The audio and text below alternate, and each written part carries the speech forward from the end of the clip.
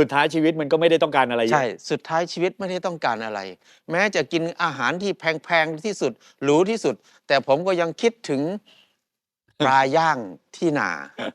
จับปลาขึ้นมาสดๆเนี่ย เอาขี้โคลนพอกปุ๊บโยนเข้ากองไฟ แป๊บเดียวแกะขี้โคลนออกควันขโมงขึ้นมา เนื้อมันหวานมันอร่อยมาก มีอะไรอร่อยกว่านี้บนโลกใบนี้ครับมันก็เลยทำให้เห็นว่า มันไม่มีอะไรมากหรอกในชีวิตเราทำอะไรก็ได้ที่เรารู้สึกสนุกกับมัน ความสนุกเนี่ยมันสำคัญและยิ่งใหญ่ที่สุด เพราะมันเป็นสิ่งที่ทำให้ชีวิต มันมีความหมายมีความอิ่มไง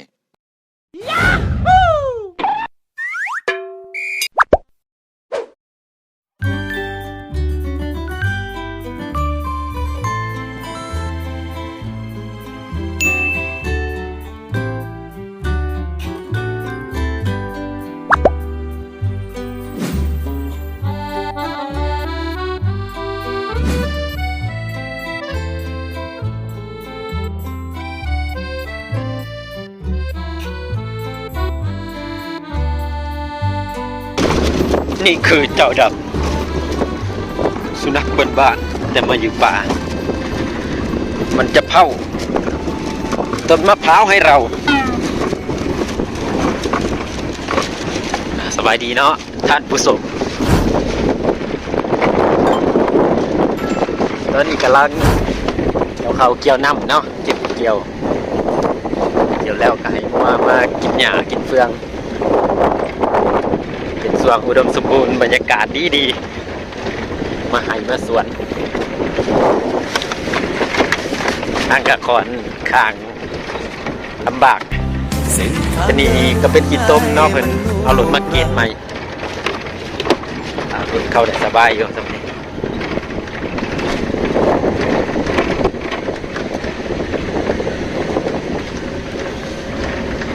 เขาก็สุกเหลืองหน่อยๆล่ะ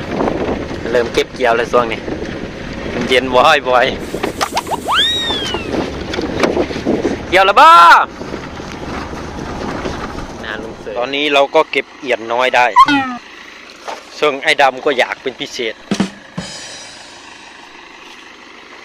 มันจะไปตึกปลาเนาะตึกปลา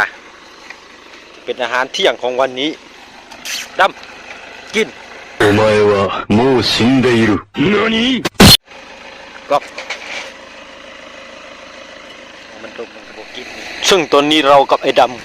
ำก็ได้มาถึงสวนเป็นที่เรียบร้อย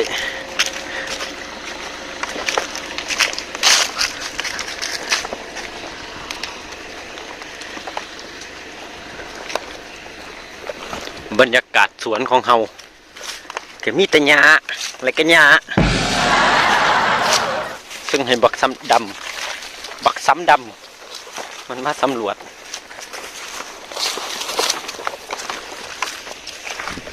ซีไฮสบายดีผมเองพี่น้องทำผู้ชมทั้งหลายมืออีกครั้งจับนี่เด้อเลยบริสบายดีกับตอนนี้บ่หน่อยจะพามาเบิ่งบรรยากาศสวนยังเอิญสวนบ่ได้ดอกเป็นดินห้างกระเซิงปรับปรุงมาระยะ4-5 เดือนตอนนี้ก็ลงพืชไป 2-3 อย่างยังทันจัดการระบบน้ำเนาะมีจกหนองแล้วก็ขุดคลองก็จัดแผนผังมีที่ตั้งมีที่ปลูกตูบก็ยังกันเห็นยังอยู่ในแผนการอยู่คาดว่าแรงๆประมาณเดือน 4 เดือน 5เนาะได้เว้ากับพวกหับเมาไว้แล้วท่านตกลงราคากันประมาณ 50,000 บาทประมาณนี้เริ่มต้นไปปลายมันก็ยังบูหูเนาะไว้ทีหลังไม่ดีกาพาบักดำหน่อยมาความดื้อของมันสุดยอดพามันมาให้มันอยู่สวนนี่แหละก็จะหาคนสวนมาเผา มาเผาพืชตัวนี้จะลงประมาณ8 ไร่หรือว่าเฮกตาร์ปลายอันนี้ก็เป็นหนองเก่าเนาะขุด10 กว่าปีล่ะขุดเขาเจ้าขุดให้ฟรีหมู่พ่อแม่มาขุดให้ขุดคืนเดียวขุดกลางคืนนี่ขุดทั้ง4 ด้าน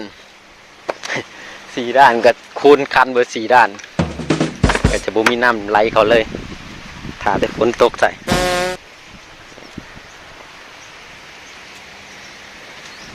อันนี้ก็ถ่ายพอคร่าวๆเนาะจะมาตั้งใจถ่ายแบบสมบูรณ์แบบมือหนาบละถ้าสวนแล้วไปไล่กว่านี้ผมได้ถือไม้กันสั่นมาก็ดีวิดีโอก็ดีสั่นเล็กน้อยบนเล็กน้อยก็หลายเติบเนาะนะอับสมมาจากทางใดกะคอมเมนต์ทักทายกันเนาะ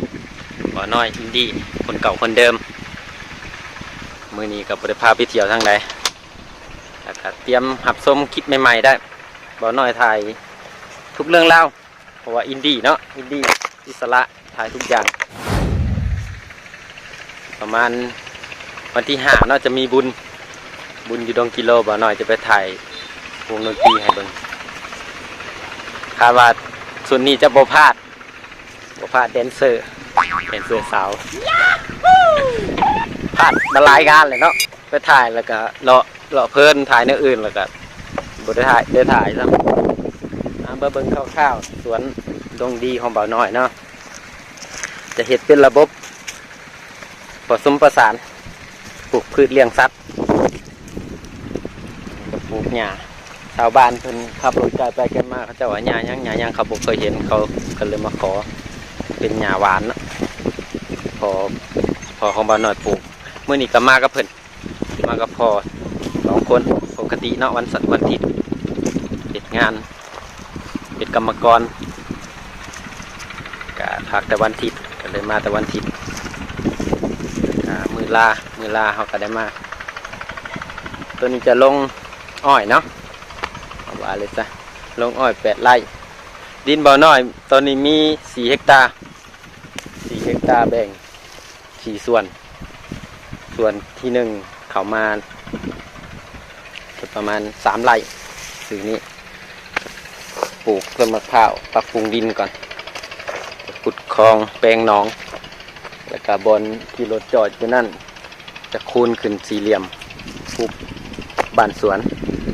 กระทางมานี่เนาะทางมานี่บนที่เห็นอยู่นั่นจะคูนขึ้น เห็ดคอกงัวเลี้ยงงัวบ้านแล้วก็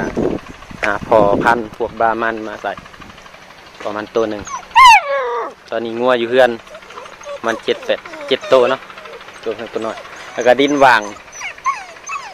ตอนนี้2 เฮกตาร์ยังเป็นป่าอยู่ก็ยีคอยเบิกไปทละหน่อยตามงบเนาะเดี๋ยวดูแรงจะเอาตัวนี้ก่อนส่วนนี้ก็จะปลูกหญ้า อยู่บ้านเพิ่นก็ปลูกหลายอยู่แต่แยกมาปลูกอยู่นี่คืออยากได้พันธุ์เลยปลูกเอาพันธุ์มันประมาณมันใหญ่ๆจักหน่อยเดือน4 เดือน 5เขาก็จะได้ตัดเอาพันธุ์ไว้แล้วก็จีเกตดินตัวนี้ใหม่ถมดินคูนดินใหม่แถวนี้หลักๆสำคัญกับเรื่องน้ำเนาะเรื่องน้ำและการจัดระบบน้ำจัดระบบพื้นที่ปลูกเบื้องสูงเบื้องต่ำแถวนี้จะเป็นดินทรายเนาะ ก็คือยากอยู่แต่ที่คอยปรับปรุงไปละดินทรายก็ไข่กว่าดินหินแห่เนาะเขียนอาจจะเป็นหินแห่อันนี้เป็นไทยผ่าน3แล้วจะมาไทยอีกผ่าน3 ดะ 2แต่ว่าเนื่องจากฝนตกดุแถวนี้มันอมน้ำดินอมน้ำเนาะรถมาเหยียบแต่อยากลมเพิ่นก็บ่ย่านดอกมาไทยละพัดว่าฝนตกใส่กันเลยเศร้าไทย2 รอบ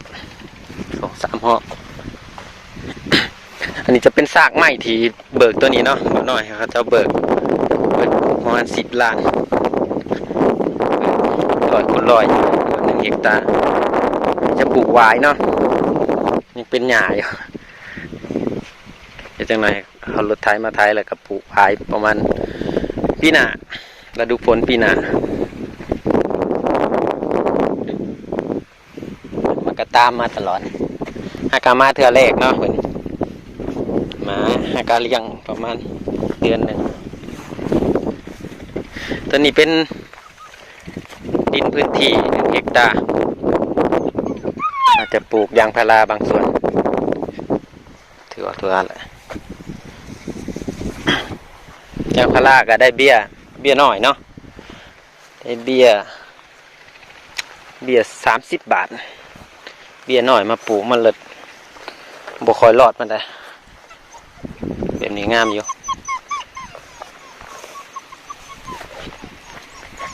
เราจะปลูกไว้ซับว่างหลายคนก็จะเห็ดเขาปลูกมันห่มแต่ว่าบ่น้อยจะปลูกผสมผสานหลายอย่างแล้วก็ต้องปลูกใส่ไว้เฮากะไว้หลายล่ะมีขายอยู่เนาะ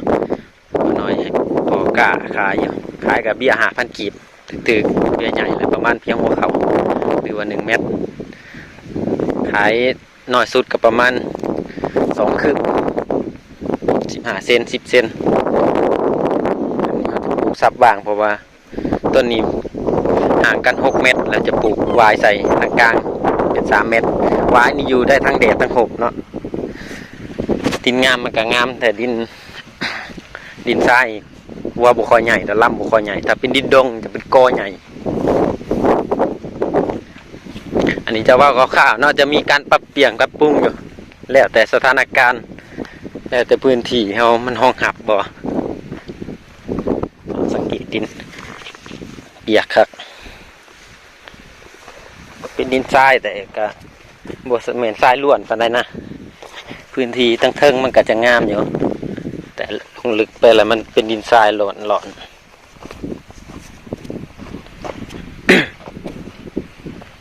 สาเหตุที่จะปลูกอ้อยนี่ครับ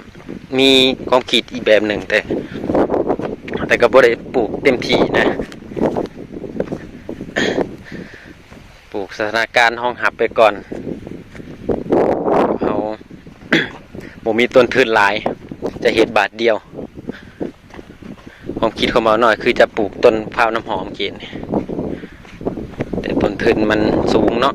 เรื่องระบบน้ำการขุดคลองแล้วก็คนดูแลก็เลยลงอ้อยไปก่อนจะเบิกต้นอีก1 เฮกตาร์ลงไปให้เป็น2 เฮกตาร์เบิ่งสถานการณ์ก่อนเรื่องหัวเรื่องอันนั้นก็ถือว่า งามสุดในนี้กล้าเว้าได้เลยเนาะเพราะว่าหัวเฮาเห็ดกันแบ่ดิพวกคนอื่นแหละเห็ด3 เฮานี่กันแต่งัวส่วนเฮาเห็ด8 9 เฮากันแบ่ได้อยู่บางส่วนมันก็หมุนเข้าส่วนกันคนคือสิบ่ได้กัดโซ่แต่บักดำเนี่ยอยากให้หยอกเด้ไปขยงหลายเนาะขยงสดๆจะเป็นปลอดสารพิษปูมีปุ๋ยเนาะเนี่ยอย่างท่านลงปุ๋ย ก็มีประมาณนี้แหละสำหรับสวนฟาร์มดวงดีเนาะเป็นเกษตรกรรายใหม่เกษตรกรมือใหม่คนรุ่นใหม่หัวใจพอเพียงเนาะเดินตามวิถีชีวิตอยู่แบบเรียบง่ายถึงจะมีโควิดมารอบ8เราก็บ่ยานถ้าว่าส่วนนี้แล้วแต่ก็บ่อยากมันมีเนาะ แต่ก็ว่าบ่ได้หรอกมันยุคนี้พยาธิมาใหม่เรื่อยๆ